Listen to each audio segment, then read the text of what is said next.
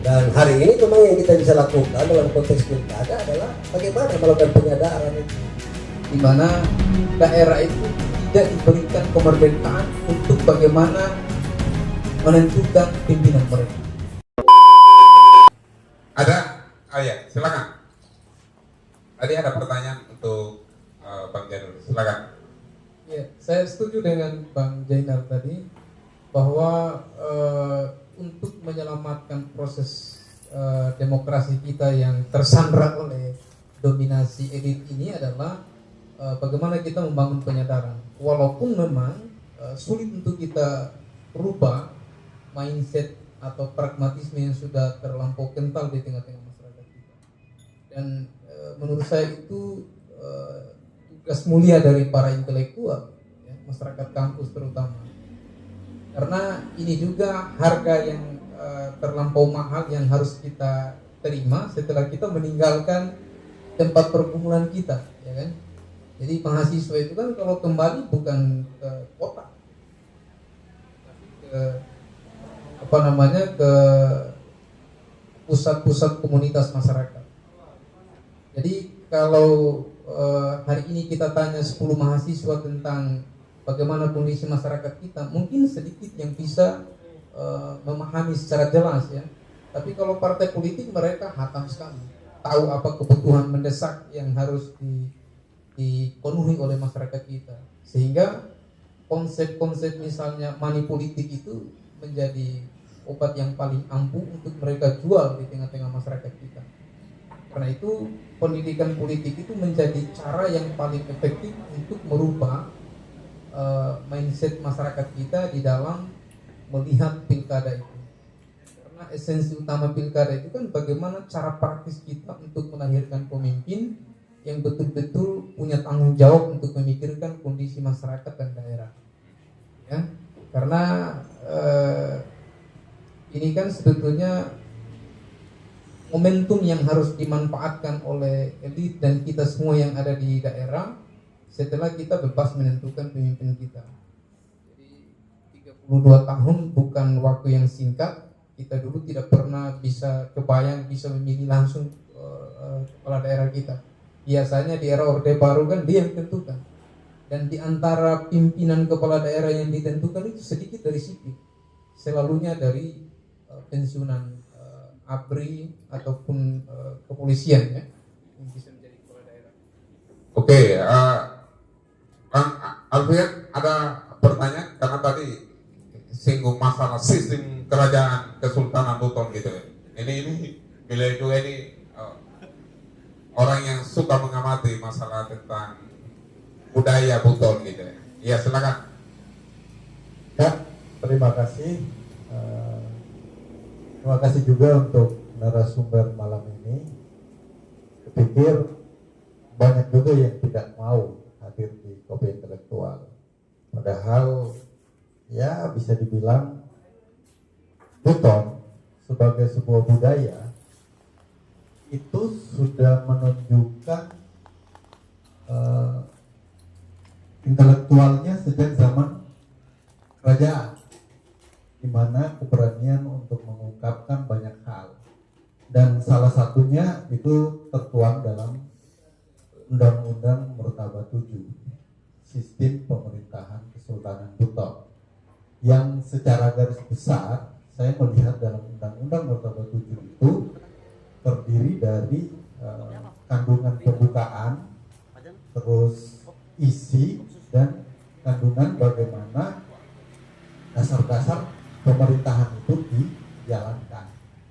Nah, kaitannya dengan saat ini, saya pernah mengatakan juga bahwa apa sih perbedaan sistem politik atau sistem pemerintahan di zaman kesultanan dengan pemerintahan saat ini. Secara garis besar perangkat eksekutif, legislatif, yudikatifnya itu ada, dan di Kesultanan Buton juga ada. Tapi ada hal yang mendasar yang hari ini saya tidak temukan itu. Tadi yang sudah disampaikan juga Abang Zainal bahwa moralitas dalam sistem pemerintahan Kesultanan Buton itu di atas segalanya, dan itu sangat tercermin dalam Undang-Undang Martabat 7, di mana semua tingkah laku, perilaku baik yang terlihat maupun tidak, ada itu di pemerintahan, di kesultanan, atau dalam skup masyarakat kecil, semua acuannya yang tertinggi adalah moralitas. Dan itu sudah dibuktikan baik masyarakat biasa ataupun pemerintahan kesultanan, siapapun yang melanggar langsung.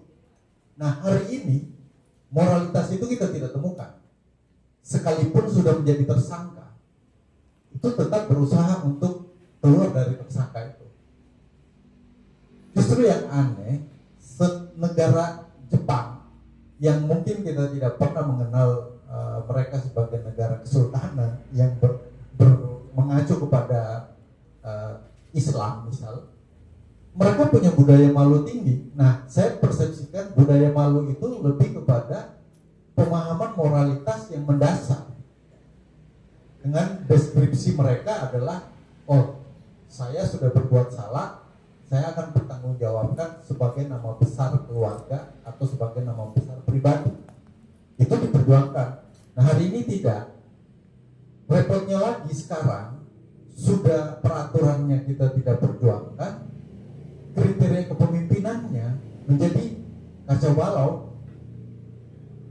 Kenapa kacau balau? Contoh gini, saya bertanya juga sama mahasiswa kemarin, apa yang membedakan ketika seseorang mengambil hak orang lain dengan seseorang melarang orang lain? Apa perbedaannya? Kalau saat ini kita menerjemahkan ketika seseorang mengambil hak orang lain, itu lebih kepada korupsi. Tapi ketika seseorang melarang hak orang lain, kita langsung mengacu kepada itu politik. Itu permainan politik. Oh, saya melarang si A, si B, Anies dilarang jangan sampai maju jadi calon. Itu diasumsikan sebagai politik. Tetapi kalau ada orang yang mengambil haknya orang lain, diasumsikan sebagai korupsi. Padahal apa perbedaannya? Toh kalau korupsi itu kan ranah pemerintah saja sebenarnya. Belum pernah kita dengar ada korupsi yang ditangkap dari penjual pisang. Semua level elit politik lah yang menjadi tersangkanya. Sementara kalau kriminal, kita sama ratakan tuh. Mau dia pedagang kaki lima, mau dia pengangguran, mau dia pegawai, kalau dia melakukan kesalahan, langsung dikatakan kriminal. Tetapi di saat yang bersamaan, itu kita tidak pernah finish di persoalan itu antara hak dan kewajiban. Terus di mana letak demokrasinya? Itu pertanyaan saya buat abang berdua itu, di mana letak demokrasi ketika seseorang mengambil hak orang lain dan ketika seseorang melarang orang lain? Apa gambaran demokrasinya di situ? Karena yang terjadi hari ini, penguasa kita kecenderungan bermain dua itu. Dan itu semua pemegang kekuasaan yang boleh melakukan dua hal itu tadi, semua pemegang kekuasaan.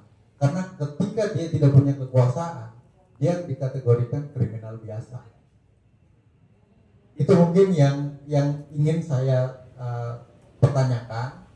Selain bahwa saya setuju bahwa harusnya Buton berbangga karena kita punya produk undang-undang yang melampaui zamannya, dan terbukti hari ini belum ada yang bisa menandingi bagaimana moralitas itu di atas segalanya. Itu mungkin yang bisa saya sampaikan. Terima kasih. Langsung singkat dari Pak Janur dulu. Ya, silakan. Luar biasa. Jadi politik kalau dipisahkan dari moral, maka yang terjadi adalah anarkis. Ya. Kalau Niccolo Machiavelli dia mempraktekkan politik yang kemudian kita sering persepsikan bahwa politik yang buruk, itu sebetulnya agak keliru juga. Karena setelah runtuhnya kerajaan yang ada di Italia, kemudian menjadi awal dia dinobatkan sebagai diplomat.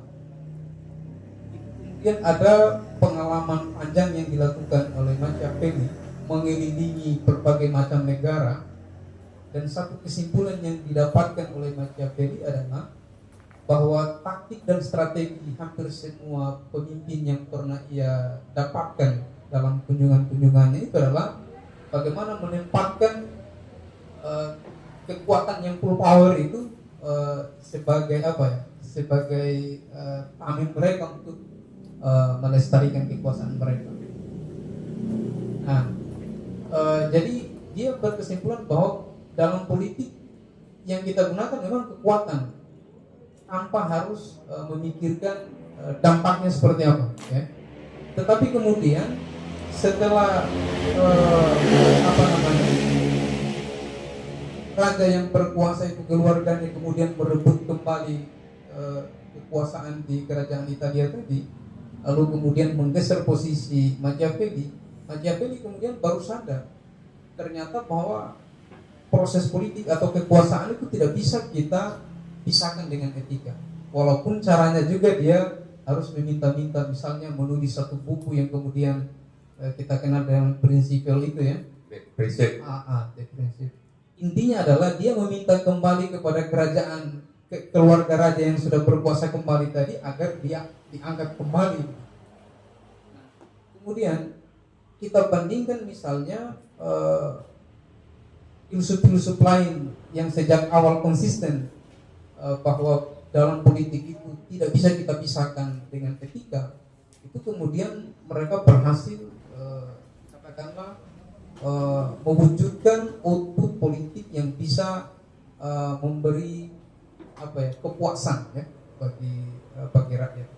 Jadi kalau tadi kita konteskan dengan Buton, saya kira Buton itu menempatkan etika itu sebagai ukuran atau kriteria untuk melegitimasi orang yang layak dipilih. Jadi belum menjadi pemimpin, tapi orang yang layak dipilih. Jadi kalau saya tidak tahu apa istilah atau ya penamaan bagi orang-orang yang memata-matai pihak-pihak yang layak untuk dijadikan pemimpin, ya kan? Jadi Swalimbona itu juga dia punya mata-mata untuk melihat siapa-siapa yang layak untuk dijadikan kader-kader untuk dipilih sebagai raja atau sebagai sultan, ya. Dan saya kira esensi demokrasi harusnya diarahkan ke arah sana, bukan kemudian mempraktekkan apa yang dilakukan oleh Machiavelli ya. Jadi memang moralitas itu menjadi kunci untuk bagaimana proses politik itu menjadi demokratis bahkan berkualitas. Oke, selanjutnya Bang Zainal, silakan. Langsung. Apa yang mau di saya kira sudah cukup lengkap tadi. Apalagi mana yang saya mau bahas? Iya. Oh, mau ditanggapi? Ini oh, iya. Saya kasih waktu ya. Oke, terima kasih lagi Bang Darmin. Saya tadi ada sedikit masih ada sedikit keresahan sebenarnya dalam pola pikir saya soal politik transaksional. Jadi kita memang boleh berbangga dengan modal sosialnya kita tadi, dengan sejarah masa lalu bahwa kita punya martabat 7, kita punya dimensi sosial yang sangat mungkin bisa kita patut kita banggakan di negeri kita, khususnya di Buton. Tetapi yang masih menjadi pertanyaan dalam benak saya itu adalah saat ini kita menghadapi konsentrasi politik ke depan, setidaknya di 1 bulan mendatang, pilkada, pemilihan wali kota, pemilihan bupati yang saat ini kita hadapi. Betul memang apa yang sempat Bang Zainal bilang tadi bahwa di Buton Utara terjadi bahwa politik non transaksional itu mungkin dimenangkan di sana di Buton Utara. Tetapi yang ingin saya Yang ingin saya bilang bahwa saat ini kita menghadapi konstelasi pilkada di depan mata kita. Kita menghadapi dan saat ini mungkin sedang terjadi politik-politik transaksional tadi. Kita lihat, kita dipertontonkan dengan bentuk-bentuk kampanye yang menghadirkan artis-artis, menghadirkan banyak orang, menghadirkan figur-figur yang bayarannya mahal, Pak. Iya, bahkan pakai door prize itu bukan biaya murah, Pak. Bukan biaya murah. Artinya biaya politik itu makin mahal saya lihat. Di level gubernur, bahkan di level wali kota, bupati itu juga menghadirkan itu. Itu bukan biaya murah. Dan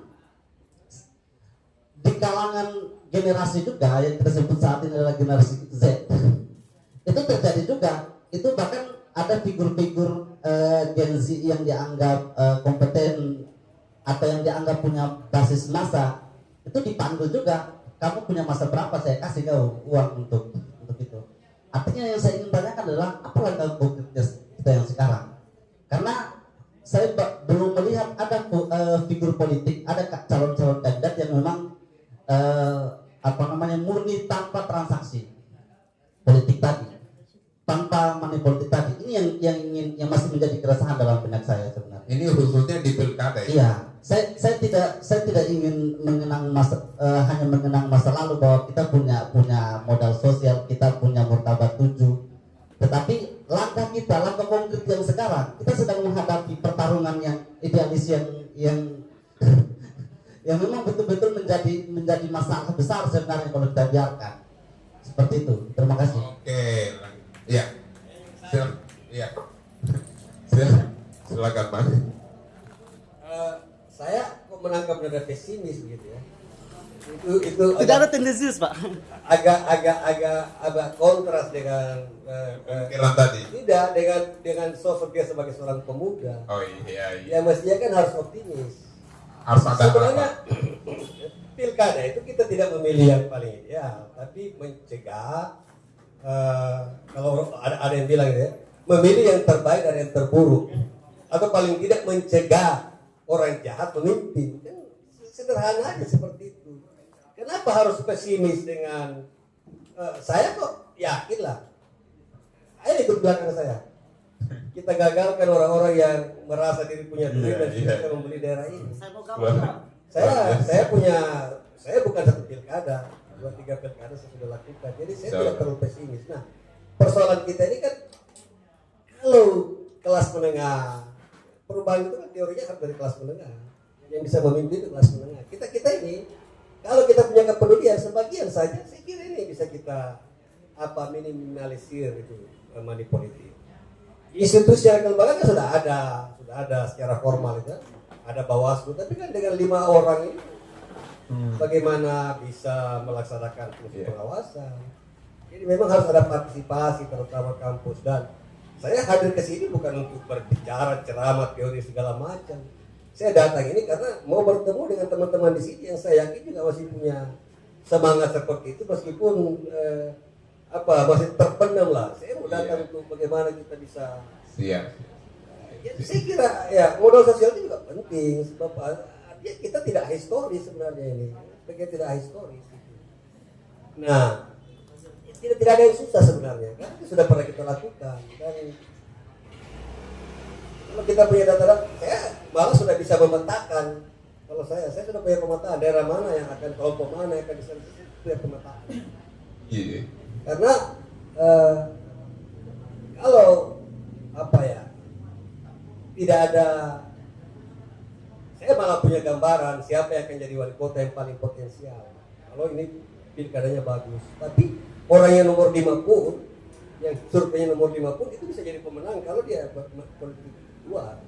Dan itu yang harus jadi politik itu tidak usah terlalu ideal gitu. Kita memilih yang terbaik dari yang terburuk, atau paling tidak mencegah orang-orang jahat itu memimpin kita. Karena ini tanggung jawab moral kita, implikasi kalau kita memilih pemimpin yang salah itu panjang ke depannya, bergenerasi-generasi. Kalau saya mau sedikit bicara ideal-ideal, tadi saya bicara di orang yang pesimis, saya bilang begini, pada akhirnya kita ini kan manusia yang diberi, kita kita punya free will ya, dan Ya. kita diberi kebebasan, otonomi untuk memilih dan menentukan tindakan kita. Jadi apapun kita nanti ke depan, bagaimana kita menulis sejarah hidup kita tergantung kita sendiri. Apakah kita nanti jadi pengjahat, jadi pengkhianat, ya kita yang menuliskan sejarah hidup kita sendiri. Mau tertulis tidak tertulis, itulah kita, dan itu akan menjadi abadi bersama kosmos yang nanti bisa dibaca dan dinilai oleh, terutama oleh generasi cucu kita nanti, bahwa bapak saya ini penjahat atau pengkhianat atau pahlawan. Iya, betul. Jadi perlu kesadaran seperti itu yang kita tanamkan, dan saya kira itu tidak terlalu susah karena kita punya modal sosial tadi. Persoalannya siapa yang melakukan ini, kan itu masalahnya. Tidak terlalu susah karena saya tidak bicara ilusi ya, karena saya punya pengalaman itu. Bayangkan saya melawan satu gubernur, 1 incumbent dengan 3 pendukungnya kepala daerah, itu bawa bergepuk-gepuk duit. Saya tahu dengan jumlah-jumlahnya. Saya punya pemetaan daerah ini, saya kasih tahu. Saya tahu kalau kemana akan diserbu, di mana saya tahu. Iya. Saya punya pemetaan. Luar biasa. Jadi saya kira mari kita beri energi kepada Bawaslu. Ketua Bawaslu provinsi itu ya kawan saya masih ketua Bawaslu sini, orang kita juga, orang kampus, orang HMI juga. Iya, Saya kira- betul. Saya kira tidak ada yang susah, tinggal bagaimana kita potensi-potensi yang ada ini, yang berserakan, yang masih punya idealisme ini, kita coba jaring semua, kita persatukan dalam satu bentuk orkestrasi. Sebenarnya tinggal siapa yang mau memimpin ini persoalan ini, karena kita tidak bisa menghitung jumlahnya berapa, tapi saya meyakini, saya merasakan itu bahwa ada semacam energi yang berserakan ini yang harus kita persatukan. Makanya saya datang ke sini untuk bicara itu, saya nggak mau bicara teori muluk-muluk gitu. Silakan kalau nanti saya sudah buka ini admin grupnya, dan mungkin nanti minggu depan kita kalau perlu kita rumuskan langkah-langkah agenda aksi. Tidak terlalu susah itu, tidak terlalu susah. Oke. Ada satu ungkapan bahwa jangan, kalau seandainya dunia ini gelap gulita, maka jangan kita terjebak dengan kegelapan itu. Carilah cahaya meskipun 1 lilin, maka ikutilah lilin itu untuk mendapatkan terangnya dunia ini. Kurang lebih gitu. Jangan terjebak dengan kondisi yang kemelut ini. Nah, ini abang memang kalau kita lihat Bang, ya, bahwa kedepannya kalau katakanlah kalau kita lihat pada kaum pesimis gitu, itu kan sudah gerakan-gerakan dari dulu itu gitu, tapi tidak berhasil. Tetapi tidak boleh kita lihat seperti itu. Ada ikhtiar kita, doa kita, bagaimana usaha kita untuk keluar dari permasalahan ini. Tidak boleh kita terjebak dengan itu permasalahan itu. Keberhasilan itu bukan berarti gini ya, gerakan moral itu kan tidak pernah kalah. Kalau kita bikin relawan anti money politik itu kan gerakan politik, itu gerakan moral. Gerakan moral. Kalau gerakan politik bisa kalah, gerakan moral itu nggak mungkin kalah. Tetap apapun yang kita hasilkan itu dia punya jejak dan itu akan panjang. Mungkin hari ini kita belum bisa jejak, ke depannya kita mewariskan nilai-nilai kan itu. Jadi saya kira itu tadi, jangan kita mengeluh dan pesimis dengan keadaan. Ini bukan tantangan yang terlalu besar sebenarnya. Kalau kita mau memperbaiki daerah ini, perjuangan kita para founding father itu lebih berat perjuangannya, dan dia berhasil. Itu pemuda-pemuda 27 tahun itu, yang membuat Sumpah Pemuda itu kan luar biasa itu sebenarnya. Itu 27 tahun. Bukan yang sudah 28 dan ikutkan waktu itu. Anak-anak muda. Jadi saya optimis lah dengan potensi kita. Tinggal bagaimana ini diorkestrasi. Dan saya undang Anda mari bergabung dengan saya. Oke. Tidak terlalu susah. Saya tidak mengatakan bisa kita berantas semua money politik, tapi paling tidak kita minimalisir dan mencegah orang-orang jahat untuk bisa memimpin daerah kita, karena dampaknya ke depan itu, ke belakang implikasinya panjang bergenerasi-generasi. Ya. Apalagi kita bicara bonus demografi. Kita bicara, jadi kalau saya sih nanti kita diskusi satu tema lagi. Memang 5 tahun sampai 10 tahun ke depan itu memang masa-masa yang menurut saya kritis ya. Ya. Dan itu akan sangat menentukan langkah ke depan, karena kita berhadapan dengan agenda bagaimana Kepulauan Buton jadi provinsi, panjang lain, banyak hal. Jadi memang ini peluang sekaligus tantangan yang harus kita, itu harus dikawal oleh kepemimpinan yang betul amanah sebenarnya. Banyak agenda kita, Saya malah sudah punya konsep bagaimana pelabuhan kita perbaiki. Ini dengan Alfian kita sudah buat ini. Karena kita mau bicara pembangunan ekonomi bawah-bawah ini percepatannya mau panggil profesor pangkat 17 sekalipun itu pasti harus dimulai dari pelabuhan dan balai pelabuhan. Itu tidak bisa tidak itu. Nah, sebagai jadi itu saya tidak terlalu pesimis soal itu. Saya tidak terlalu pesimis. Iya. Nah sebentar ya, karena ini dijawab dulu Janur. Nah, kan tadi satu pertanyaan untuk buah narasumber, silakan. Ya, solusi konkret yang harus dilakukan terkait dengan politik transaksional ini, gitu. Silakan. Salah satu solusi yang bisa kita lakukan juga untuk meminimalisir terjadinya transaksi politik di pilkada adalah bagaimana kita membangun penyadaran secara radik di tengah-tengah masyarakat. Yang pertama kita sentuh adalah soal dampak setelah mereka menerima uang, ya kan? Sudah pasti 5 tahun mereka akan ditinggalkan. Dan selain itu kita juga harus membangun optimisme di tengah-tengah masyarakat bahwa hanya lewat pilkada lah kita bisa menyelesaikan problem yang ada di tengah-tengah masyarakat kita. Maka untuk menyeleksi pemimpin secara baik itu adalah mendesakan juga. Selain itu gerakan kita tidak harus penyadaran itu di tengah-tengah masyarakat, tapi penyelenggara.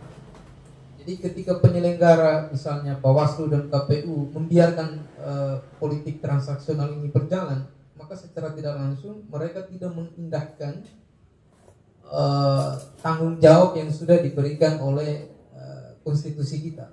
Artinya asas pemilu itu tidak hanya menjadi instrumen pasif, tapi betul-betul harus digunakan untuk menjadi itu tadi rel setiap kita di dalam pelaksanaan proses politik. Saya kira undang-undang politik tidak memperbolehkan itu. Ya, tetapi para elit ini ada saja cara untuk bagaimana mereka bisa berkuasa. Selain politik transaksional, yang paling berbahaya juga itu adalah misalnya patronase dalam politik. Ya. Hari ini orang setelah berkuasa, di akhir kekuasaannya pasti berpikir bagaimana itu dilimpahkan ke istrinya. Setelah istrinya dia berpikir lagi bagaimana untuk dilimpahkan ke anak-anaknya. Bentuk lagi politik dinasti ini. Dan kenapa itu semua terjadi? Karena mereka punya link untuk bisa memudahkan mereka untuk mewujudkan cita-cita busuk itu. Ya. Jadi sama-sama penguasa partai saling berkolaborasi, ya sudah selesai. Yang dikorbankan siapa? Kita semua, rakyat. Oke. Ya, tambah sedikit. Ya silakan Bang. Agak banyak juga enggak apa-apa gitu. Ya, jadi saya lupa apa yang saya bilang. Jadi gini, apa tadi saya lupa ya. Saya lupa apa yang saya mau sampaikan ini. Hukum itu tidak otonom. Ada banyak aturan soal itu dilarang, tapi tidak otonom. Dia hanya tidak bisa undang-undang itu menghukum orang, tidak bisa peraturan KUHP menghukum orang, karena dia tidak otonom sebenarnya. Jadi dia harus dipaksakan, harus ada kekuatan di belakang undang-undang itu yang memaksakan supaya undang-undang itu berlaku. Ya, tugas kita di situ, gitu. Tugas kita di situ. Saya sebenarnya begini, nanti ya, ini saya gambarkan sedikit ini soal gerakan yang kita akan lakukan ya, mungkin 1-2 menit ke depan. Silakan. Di samping kita buat pemetaan, kita akan kerjasama dengan kawan-kawan Bawaslu yang memang secara undang-undang diberi amanah untuk itu. Data-data money politik kita juga kita akan berikan kepada orang-orang yang nanti kandidat yang kalah, kita kasih mereka untuk dia pakai gugat di Mahkamah Konstitusi. Itu. Dan kita akan bantu dengan itu. Nah, di samping tentu kita bagaimana supaya Bawaslu itu bisa efektif melaksanakan. Seperti tadi saya bilang bahwa undang-undang itu, hukum itu tidak otonom. Dia harus dipaksakan, harus ada kekuatan di belakang undang-undang itu yang memaksakan agar dia bisa fungsional. Dan tugas kita di situ saya bilang. Nah, bayangan saya ini mungkin kira-kira 1 minggu sebelum pilkada itu saya akan pasang spanduk ini di beberapa tempat, bawa-bawa not for sale, beberapa ungkapan di sini. Mungkin kita akan keliling pasar toko-toko itu dengan daerah-daerah tertentu, kita pasang stiker lah semua rumah-rumah itu bahwa ini tidak untuk diperjualbelikan. Gitu. Mungkin ada ide-ide budaya kita yang bisa kita pasang di situ yang mudah diingat, karena itu modal sosial kita untuk mengingatkan kita bahaya money politik ini. Jadi ya saya kira bisa lah kita lakukan itu. Nah, tinggal memang kita butuh banyak personel yang mau terlibat untuk bekerja sama. Yang intinya tadi begitulah. Jadi kita mencegah orang-orang yang jahat untuk berkuasa. Terkait ini, kalau misalnya saya sudah bilang juga ini ke banyak orang. Saya ini mantan ketua HMI. Sekarang saya ketua Dewan Pakar KANI. Jadi boleh saya berfatwa ya, pakai landasannya agama. Silakan. Saya bilang kalau Anda diberi uang, ada kan kandidat menjanjikan 1 juta 1 suara ini. Iya. Saya bilang ambil. Halal itu ganimah harta rampasan perang. Ya, jadi masyarakat disampaikan aja kalau memang tidak bisa ditolak lagi itu money politik. Ganimah ya. Ambil. Kalau Anda pilih yang memberikan itu, Anda dosa karena transaksi kejahatan di situ. Tapi kalau Anda ambil itu berpahala. Kenapa berpahala? Karena dengan uang itu kan sumber daya yang bisa dijadikan modal untuk berbuat jahat. Dengan mengambil itu Anda mengurangi potensi dia untuk berbuat jahat. Jadi berpahala. Ini istiadat saya. Mudah-mudahan saya beristiadat kan boleh. Kalau kita salah kan 1 pahala, kalau benar kan 2 kan. Ya. Jadi masyarakat disadarkan aja di daerah tertentu yang misalnya dia butuh duit, ya udahlah gratis itu. Tapi jangan pilih dia. Kalau kau pilih kau dosa karena transaksi kita bersama-sama bikin berjanji keluarga bikin kesepakatan untuk kejahatan. Tapi kalau ambil dan tidak pilih dia tobat. Artinya dengan uang itu kan sumber daya. Kalau kita bicara itu sering sekali saya ingatkan itu ya. Islam kan itu kita selalu bicara moralitas. Kalau moralitas zakat misalnya. Zakat itu tidak hanya soal bagaimana kita memberi kepada fakir miskin, bagaimana lewat amil zakat, tapi harus memastikan bahwa tujuan pemberian itu harus sampai. Jadi tidak bisa karena kalau kita memberi kepada amil zakat yang tidak amanah kita dosa karena itu sumber daya yang bisa digunakan untuk kejahatan. Jadi kita harus bisa memastikan bahwa tujuannya itu sampai. Gitu. Nah sama dengan itu tadi, kalau ada ambil duitnya, kalau perlu datang dibawa tambah lagi, makin besar wajah kita ambil, makin kurang potensinya dia untuk berbuat jahat. Jadi saya beri itu istiadat saya. Udah sampaikan aja, silakan ambil duitnya. Kalau Anda pilih dia, Anda buat kesepakatan kejahatan, haram itu. Haram. Nah, jadi nanti kita akan kampanye itu. Tadi saya bicara soal nilai-nilai budaya kita. Mungkin ide-ide itu kita akan pakai karena lebih dekat dengan kosmologi berpikir kita sehingga bisa lebih efektif. Percayalah bahwa gerakan seperti ini mungkin hari ini kita belum berhasil, tapi kita sudah menanamkan benih-benih dari kita, cara berpikir yang menyuntikkan kriteria-kriteria objektif. Dan itu harus kita lakukan karena gerakan moral itu tidak pernah kalah sebenarnya. Tapi udahlah, saya punya hitung-hitungan kalau kita pakai taktis ini, saya kira nggak terlalu susah itu, karena kita bisa petakan, kita bawa kecil. Apa yang tidak bisa kita awasi di bawah? Kalau kita 100 orang jadi relawan pasti kita bisa. Kalau kita pegang data-datanya, dia sudah terpilih pun bisa kita gugat. Nggak ada susahnya. Dan kalau itu kita lakukan, Pak, ya kita harus berani terus ini supaya budaya ini berubah. Nggak boleh kita biarkan dia jadi kebiasaan. Jadi harus kita bisa merumuskan batas toleransi berdasarkan nilai-nilai budaya kita. Mana yang boleh dan tidak. Oke. Ada tanggapan tadi? Silakan. Ya. Ya. Oke, terima kasih atas kesempatan yang ketiga kalinya Bang Darmin. Sebenarnya saya mohon maaf kalau memang, tapi insya Allah tidak ada tendensius Pak, tidak ada tendensi.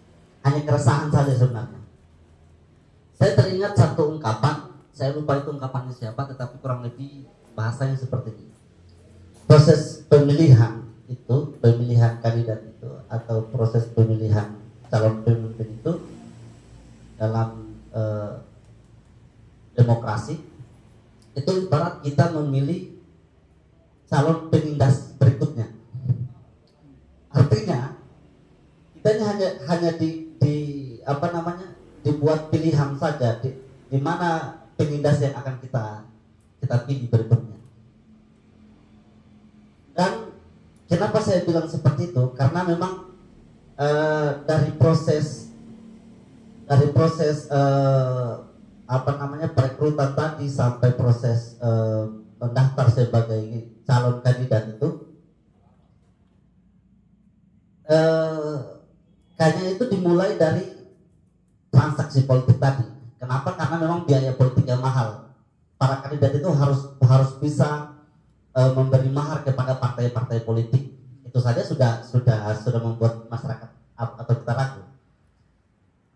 Jadi kalau tadi dibilang bahwa pesimistis, mungkin saya lebih ke realistis, Pak.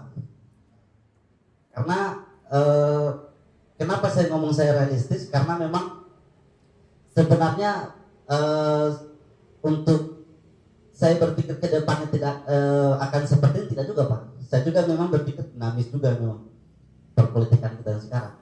Hanya saja masalah yang kita hadapi sekarang memang terjadi seperti itu. Transaksi politik, money politik itu memang terjadi, Pak. Terjadi di masyarakat dan para elit politik itu seakan-akan mempertontonkan praktek-praktek money politik itu, Pak. Gitu. Jadi bukan karena pesimistis, tapi saya lebih realistis karena memang yang terjadi sekarang seperti itu. Gerakan yang akan dibangun tadi soal gerakan anti money politik positif dan itu memang akan menjadi modal awalnya para kaum idealis untuk melawan transaksi politik, atau setidaknya kita mencegah yang paling buruk tadi untuk berkuasa. Seperti itu. Terima kasih. Oke.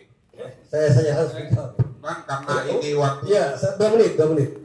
Iya, mungkin gini. Karena ini waktu kita dibatasi, jadi langsung ditanggapi sekaligus closing statement. Oke. Oh iya, silakan. Saya mau tanya umurnya berapa sih itu? Umurnya ada berapa? Hah? 28. Berarti Anda sudah minimal 2 kali ikut pilkada. Ya, saya kira memang ya wajar lah kalau sikapnya seperti itu. Tapi saya kan lebih banyak mengikuti pilkada dan dari rentetan pengalaman itu saya malah optimis gitu. Ya, itu beda. Artinya ketika mungkin saya 2 kali pilkada, mungkin sikap saya seperti Anda juga. Gitu. Artinya saya ini aktivis di zaman Orde Baru dan otoritarisme Orde Baru itu jauh lebih hebat untuk kita. Dan kita berhasil karena kita punya optimisme gitu. Kita punya optimisme. Jadi sekali lagi saya bilang ini bukan soal yang sulit amat sebenarnya. Tinggal tergantung karena perangkatnya semua tersedia secara formal. Tinggal bagaimana ada undang-undangnya, ada lembaga pengawasnya. Tinggal bagaimana ini bisa difungsionalkan dan dia diberi energi untuk bisa menjalankan tugas dengan baik.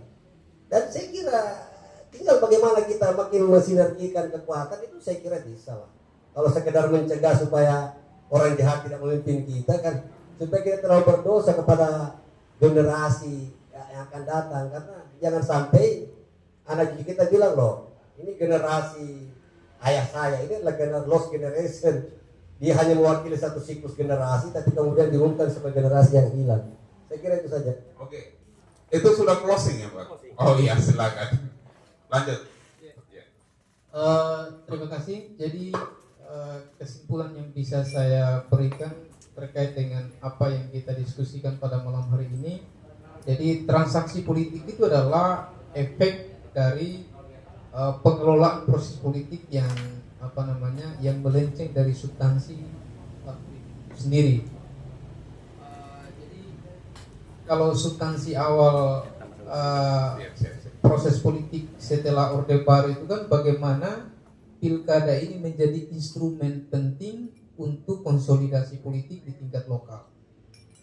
Nah, jadi untuk bisa mempertahankan itu saya setuju tadi apa yang sudah digagas oleh abang kita tadi soal bagaimana mengkampanyekan anti money politik tadi, ya kan? Tujuannya apa? Supaya meminimalisir dominasi para elit di level lokal, ya. Bagaimana kemudian demokrasi itu demokrasi di level lokal itu harus menjadi ajang yang paling strategis bagi masyarakat kita untuk menentukan siapa yang paling pas untuk memimpin di daerah. Jadi itu yang penting untuk kita lakukan. Kemudian memang yang harus kita dorong juga adalah bagaimana orang-orang yang memiliki moralitas tinggi itu harus betul-betul kita jadikan figur yang layak untuk dilegitimasi. Tetapi memang perjuangannya agak berat juga, karena beberapa tokoh kita yang memilih jalur independen pun rasa-rasanya ngos-ngosan juga mereka untuk mendapatkan bisa lolos untuk menjadi kandidat. Tapi saya setuju bahwa kita tidak perlu pesimis, karena di era Orde Baru saja kuatnya rezim bagaimana membatasi kemerdekaan untuk menyampaikan pendapat, tapi gerakan reformasi bisa melakukan itu, ya. Jadi saya kira tergantung kita saja, apakah kita mau untuk melakukan perubahan atau tidak, ya, itu. Oke. Lanjut satu. Satu menit ya. Oke. Begini, tadi bicara tentang sistem, ya. Begini, sesempurna apapun sistem yang kita bikin, struktur itu pada akhirnya efektivitasnya tergantung kultur yang mendasarinya. Kalau strukturnya pun demokratis, ada Bawaslu, ada perangkat undang-undang, tapi kulturnya tidak mendukung, itu ya efektivitasnya juga ditentukan oleh kulturnya. Jadi saya kira ini yang kita akan lakukan itu. Gerakan-gerakan di luar luar kelembagaan formal itu penting sekali untuk membangun kultur itu tadi. Karena sedemokratis apapun strukturnya, kalau kulturnya tidak demokratis, ya efektivitasnya juga dibatasi oleh kultur. Saya kira itu. Oke. Ya, dari kedua narasumber pada malam hari ini saya banyak mengutip bahwa politik transaksional itu sangatlah buruk dalam proses demokrasi, dalam upaya mewujudkan atau menciptakan pemimpin yang terbaik bagi masyarakat. Oleh karena itu jangan gadaikan daerah ini hanya karena transaksi materi dengan suara. Satu hal yang perlu kita ketahui, ada tadi ungkapan bahwa ambil uangnya, jangan pilih orangnya. Tetapi yang paling terbaik adalah jikalau ada kandidat yang terbaik, keluarkanlah uang, tenaga, dan waktumu demi kemenangan dia. Itu saja. Terima kasih. Assalamualaikum warahmatullahi wabarakatuh. Waalaikumsalam. Kita ini kan tidak bisa